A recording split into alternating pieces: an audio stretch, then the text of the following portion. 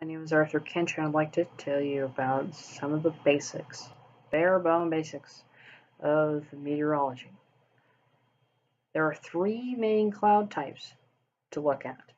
First, there is cirrus, which typically means that it's a clear day, except in certain parts of the country. Then there's stratus, which lets you know whether it's a cold front or a warm front. A cold front is typically coming from either the northwest, north, or northeasterly directions. A warm front is typically coming from the south, southwest, or southeasterly directions. Then there's cumulus. There's actually a longer name for it, but it's a bit harder to pronounce. It means typically that there is a strong weather system or a strong isolated cell that is preparing to move through the area, typically topped with something that looks like an anvil that a blacksmith would use.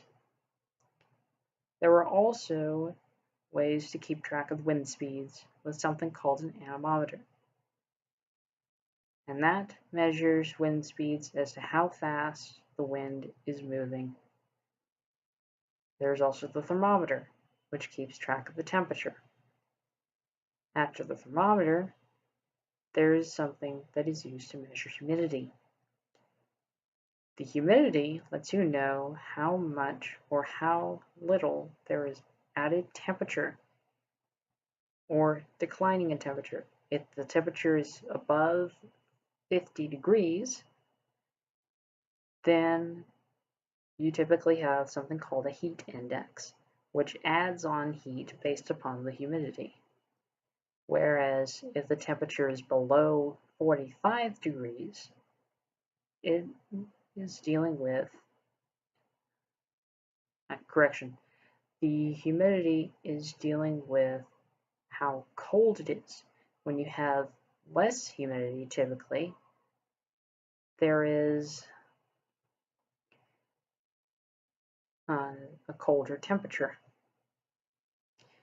That colder temperature will then make it feel colder outside.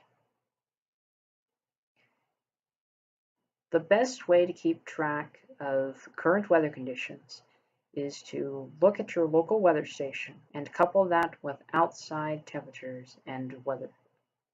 Thank you.